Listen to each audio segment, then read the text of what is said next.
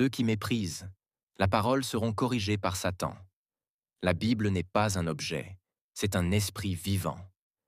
Beaucoup ont perdu le respect sacré pour ce que Dieu a donné de plus précieux à l'humanité, sa parole.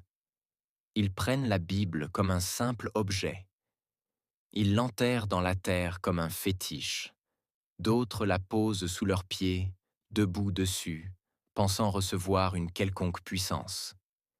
Ils marchent dessus sans savoir qu'ils sont en train de piétiner l'esprit du Dieu vivant.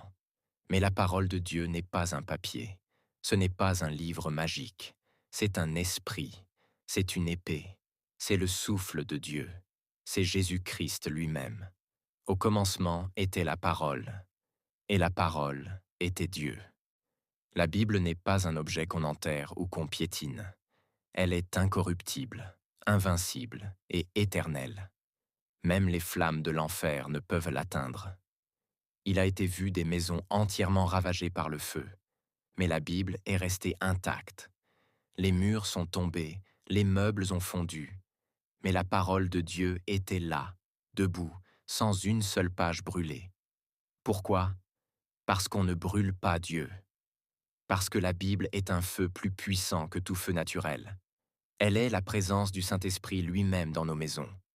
Mais ceux qui la méprisent, qui l'enterrent ou qui la mettent sous leurs pieds attirent sur eux une malédiction.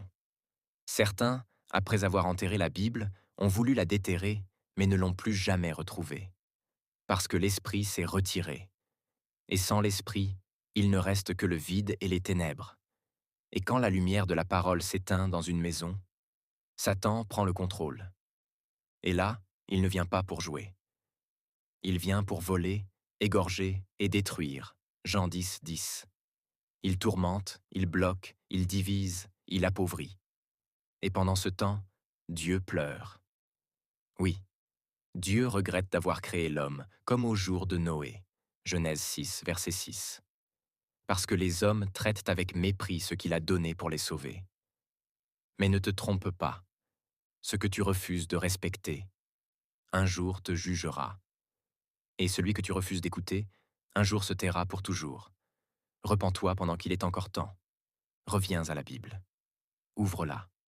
Aime-la. Médite-la. Garde-la. Craigne-la. Car la parole de Dieu est vivante et efficace, plus tranchante qu'une épée à deux tranchants. Hébreux 4,12. Aujourd'hui, choisis. Soit tu marches avec la parole, soit elle marchera sur toi. Soit elle te délivre, soit elle te juge. Mais elle ne se laisse jamais mépriser.